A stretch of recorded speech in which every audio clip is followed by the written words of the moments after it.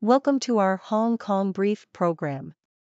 Today, we're diving into a mix of stories that span real estate, community concerns, and societal calls for change.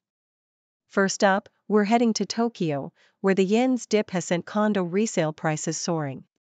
Foreign investors are flocking, turning central Tokyo into a hot property market, despite its condos still being a bargain compared to places like Hong Kong and Singapore. Next, we'll visit the Sea Ranch in Hong Kong, where residents sought peace but found their tranquility disrupted by an influx of construction workers. This once idyllic beachside estate is grappling with the challenges of maintaining its serenity amidst development. Lastly, we're discussing a push for Hong Kong to embrace gender diversity and inclusion. Advocates argue that becoming a hub for diversity could enhance the city's appeal to tourists, professionals, and investors alike. Please stay tuned for detailed coverage on these stories.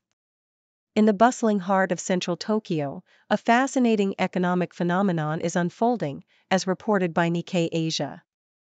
The allure of the city's used condominiums is on a meteoric rise, primarily fueled by foreign investors who are captivated by the advantageous exchange rates offered by a weak yen. Despite the escalating prices, these central Tokyo condos are still perceived as a bargain, especially when juxtaposed with the exorbitant real estate prices in global financial hubs like Hong Kong and Singapore. This trend is not merely a fleeting one. The weakening yen continues to magnetize overseas capital, promising high rental yields and suggesting a sustained high-price trajectory for Tokyo's real estate market.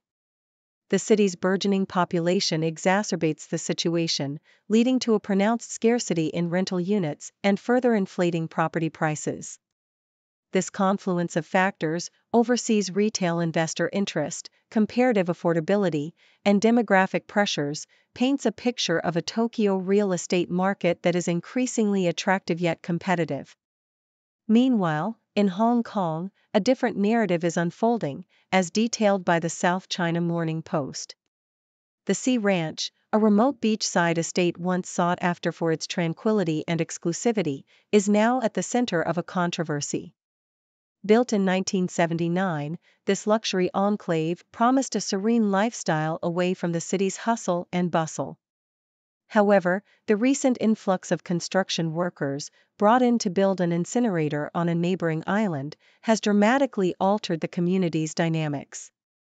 The once peaceful haven is now grappling with issues ranging from hygiene problems to security concerns, including burglaries and the unsettling death of a suspected burglar. The residents, a mix of locals and expats drawn by the affordability of the properties, express their dismay at the loss of their tranquil lifestyle. The company responsible for the workers has issued an apology and pledged to address these concerns, but the situation underscores the delicate balance between development and preserving community integrity. In a broader context, the South China Morning Post also offers an insightful op-ed on the necessity for Hong Kong to embrace diversity and inclusion, particularly in terms of gender identity. The piece argues that for Hong Kong to maintain its status as a vibrant, tourism-friendly, and economically competitive metropolis, it must modernize its stance on sexual diversity. By fostering an environment that acknowledges and respects individuals' rights to self-identify their gender, Hong Kong can signal its commitment to equality, non-discrimination, and inclusivity. Such a move would not only enhance the city's appeal to tourists, skilled professionals, and investors but could also position Hong Kong as a hub for diversity. Embracing these values could catalyze a more harmonious society, attracting businesses and visitors alike who value inclusivity and diversity. These narratives from Tokyo and Hong Kong highlight the complex interplay between economic forces, community dynamics, and societal values in shaping urban life. From the soaring prices of Tokyo condos attracting global investors to the disrupted tranquility of a Hong Kong luxury enclave and the call for greater inclusivity in Hong Kong's societal fabric, these stories underscore the multifaceted challenges and opportunities facing modern cities. As these metropolises evolve, the balance between economic development, community well-being, and social progress remains a crucial consideration, shaping the future of urban living in Asia and beyond. In the bustling city of Hong Kong, where ambition and talent converge, Ruruyang Shouryu is making waves in the world of boxing. As reported by the South China Morning Post, this formidable athlete is not just any contender, she's a trailblazer aiming to etch her name in the annals of boxing history. After successfully defending her World Boxing Council Asia Super Flyweight crown, Yang is now setting her sights on a grander prize, the vacant Women's International Boxing Association (WIBA) Super Bantamweight title. With an unblemished record of 5-0-0 since turning professional in August 2022, her journey is nothing short of inspirational. Yang's dedication to her craft is evident in her rigorous training regimen, designed to bolster her stamina for the longer, more grueling fights that lie ahead. As Hong Kong's first woman to clinch a regional title, she stands on the precipice of greatness, her confidence unwavering in her quest to become a world champion.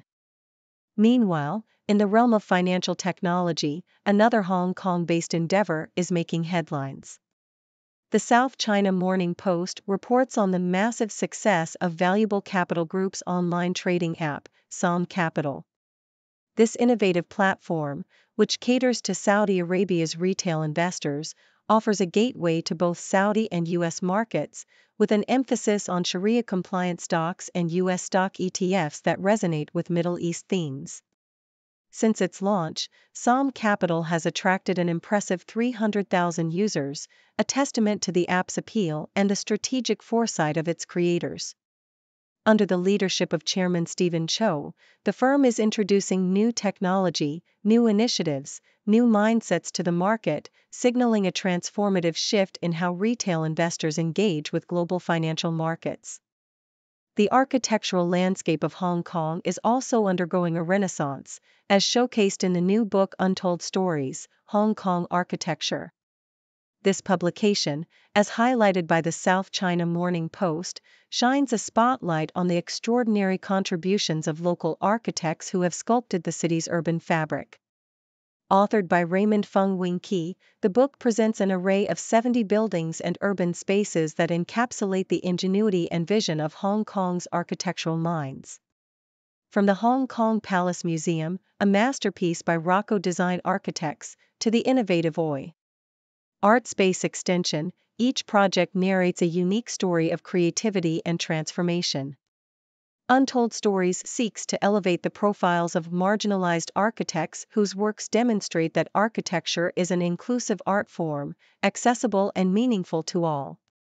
Through Feng's narrative, readers are invited to explore the design process and celebrate the individuals who tirelessly shape the city's skyline. These stories, each distinct in their domain, collectively underscore Hong Kong's dynamic spirit. Whether it's Ruruyang Showaryu's relentless pursuit of boxing glory, the groundbreaking success of Som Capital's trading app, or the architectural marvels documented in Untold Stories, Hong Kong continues to be a stage for innovation, resilience, and excellence. The city not only fosters remarkable talent across various fields, but also serves as a beacon of inspiration, demonstrating what can be achieved when passion and perseverance collide. In a world where cultural representation and national identity are hot topics, the power of institutions and media in shaping perspectives cannot be overstated. From the hallowed halls of academia to the glitzy, high-stakes world of Hollywood, the messages conveyed can either uplift or undermine the essence of a culture or nation. Let's dive into how these narratives play out across different platforms. Starting with the academic realm, the South China Morning Post reports a significant call to action by Xia Baolong, the director of the Hong Kong and Macau Affairs Office. He emphasized the crucial role of Hong Kong's tertiary institutions in fostering a sense of patriotism and contributing to the country's development. Xia's remarks spotlight the intersection of education and national identity, urging these institutions to not only uphold moral education but also to cultivate a profound sense of national sentiment. This vision extends to advocating for patriotism and a love for Hong Kong, with a particular focus on supporting young students to contribute to nationwide educational development. The backdrop of this call to action is a stable environment forged by national security laws and an improved electoral system in Hong Kong, as noted by Secretary for Education Choi Yuk-lin.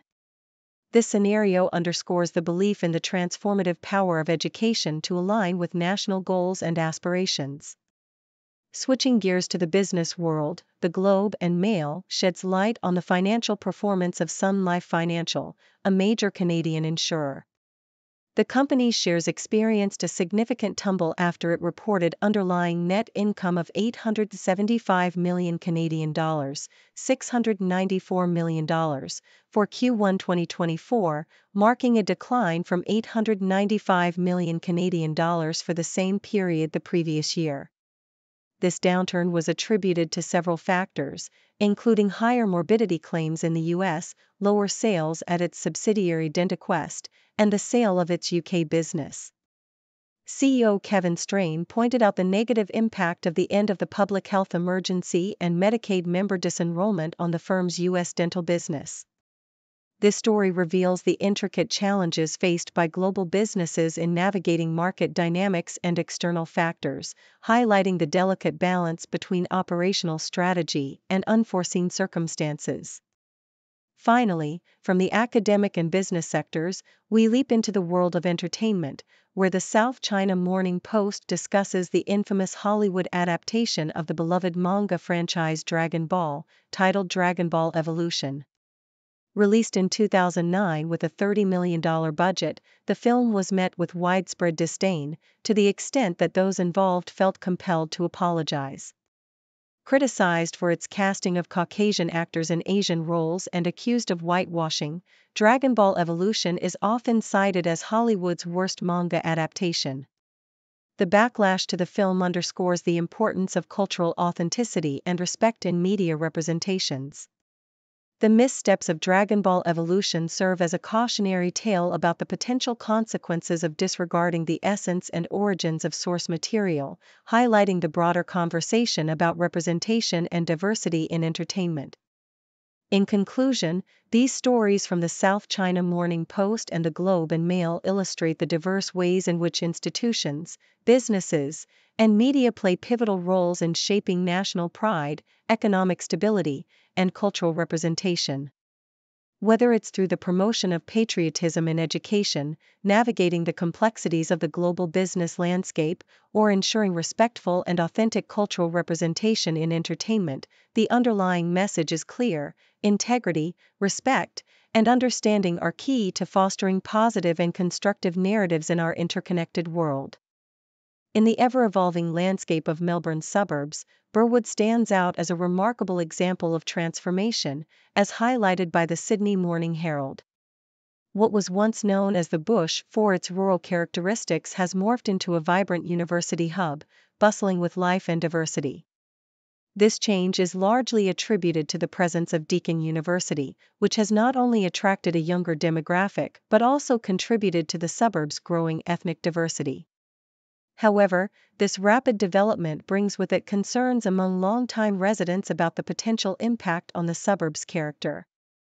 Plans for an underground train station and further expansion of Deakin University have sparked debates about the future of Burwood. Amid these changes, green spaces like Wattle Park continue to offer serene escapes, reminding residents of the suburb's quieter past. The transformative power of technology in our daily lives is beautifully illustrated by a reader's experience shared with the Sydney Morning Herald, involving the use of Apple AirTags. This innovative gadget proved to be a savior when a bag was misplaced during travel. With an AirTag securely placed inside, the owner could pinpoint the bag's location at Melbourne Airport, despite being miles away in Rome. This precise information enabled the airline to quickly recover and forward the bag to its rightful owner in Malta. This incident not only showcases the practical utility of AirTags in tracking lost items, but also brings to light a clever tip from another reader on preserving passport pages using post-it notes. Such anecdotes underscore the ingenuity of travelers in leveraging technology and simple hacks to enhance their travel experiences. The maritime industry, too, is witnessing its share of innovation and change, as reported by the Sydney Morning Herald with the launch of Cunard's newest ship, the Queen Anne. Setting sail from Southampton, the Queen Anne embarks on a journey that symbolizes a blend of tradition and modernity. The ship boasts an impressive array of 15 restaurants catering to diverse palates, including a Japanese eatery, a British pub, an Indian restaurant, and an Australian steakhouse. With its fresh look and diverse dining options, the Queen Anne is strategically positioned to attract younger generations, including millennials and Gen Z. The ship's itinerary covers the Canary Islands, Northern Europe, and the Mediterranean, culminating in an inaugural round-the-world cruise. However, amidst these exciting developments, the decision to pull out of Australia has left many wondering about the future of cruising in the region. Each of these stories, from the urban transformation of Burwood to the innovative use of technology in travel and the launch of a new cruise ship, reflects the dynamic nature of our world. Changes in our communities, the way we navigate challenges, and the evolution of industries all point to a future that is constantly in flux. Whether it's adapting to urban growth, finding creative solutions to everyday problems, or embracing new experiences in travel, these narratives underscore the resilience and adaptability of individuals and societies alike. As we move forward, it's clear that innovation, whether in technology or in how we build and enjoy our spaces, will continue to shape our experiences in exciting and unforeseen ways. In a world where the freedom of press and expression faces challenges and transformations, Taiwan has emerged as a beacon of hope, according to Tsai Ing-wen, the island's outgoing president. Speaking at the Human Rights Press Awards ceremony in Taipei, a prestigious event that, for the first time, was not held in its traditional venue of Hong Kong due to growing concerns over media freedom there, Tsai Ing-wen took the opportunity to highlight Taiwan's commitment to being a hub for free press and journalists in Asia. As reported by Nikkei Asia, Tsai proudly pointed to the increasing influx of international journalists seeking refuge and opportunity in Taiwan as a testament to the country's dedication to transparency, freedom of expression, and unrestricted access to information. However, she also voiced concerns over the sinister shadow of disinformation campaigns that threaten to undermine Taiwan's democratic values and the integrity of its media landscape. Crossing over to a completely different topic but still under the umbrella of regulatory changes and public safety, the Toronto Star shed light on new guidelines introduced by the Centers for Disease Control and Prevention, CDC, affecting Canadians traveling to the United States with their canine companions. Starting from August 1, dog owners must adhere to a set of requirements aimed at curbing the spread of rabies. These include ensuring that the dog is at least 6 months old, microchipped with an ISO-compatible chip, and accompanied by a CDC dog import form online submission receipt. The microchip needs to be implanted before the dog receives any rabies vaccination, emphasizing the seriousness with which the CDC is approaching the prevention of rabies re-entry into the United States. This directive applies universally to all dogs, encompassing service animals and those returning to the U.S., highlighting the CDC's commitment to public health and safety. Meanwhile, in Hong Kong, a controversy has arisen involving the city's Social Workers Registration Board and its apparent failure to prevent individuals convicted of national security offenses from registering as social workers. As the South China Morning Post reports, Chris Sun Yukon, Hong Kong's Secretary for Labor and Welfare, criticized the board for its lax oversight, which allowed those with serious offenses to remain in the profession. Sun's remarks come in the wake of amendments to the Social Worker Registration Ordinance, which were introduced following the imposition of the national security law on Hong Kong in 2020. The Secretary's critique underscores a growing tension between professional governance and national security concerns in Hong Kong, calling for stronger governance of the board to safeguard national interests and protect the public. These stories, spanning diverse topics from press freedom in Taiwan to travel regulations in the United States and professional registration controversies in Hong Kong, reflect the complex interplay of governance, public safety, and individual freedoms in our global society. each narrative, whether celebrating the triumphs of a free press, navigating the challenges of international travel with pets, or addressing the intricacies of professional ethics and national security, underscores the ongoing struggle to balance rights, responsibilities, and regulations in a rapidly changing world. Thank you for tuning in. The content above showcases the latest briefing reports and analytical synopses, thoughtfully curated by the 6Do team. These insights stem from a wide array of reputable media outlets, think tanks, government sources, and specialized experts worldwide. We encourage you to explore these sources for a comprehensive perspective. Keep in mind that while the content may not always align with the official standpoint of 6Do Brief, it's not meant to be taken as absolute directives for decision-making. Comprising seasoned media professionals, learned scholars, and accomplished scientists, the 6Do team embodies a trailblazing, fully independent media entity. To customize 6Do Brief to meet your professional needs, you have the option to subscribe to a diverse array of briefings on our website, 6dobrief.com. Regardless of your location, you can conveniently receive 6Do Brief via email.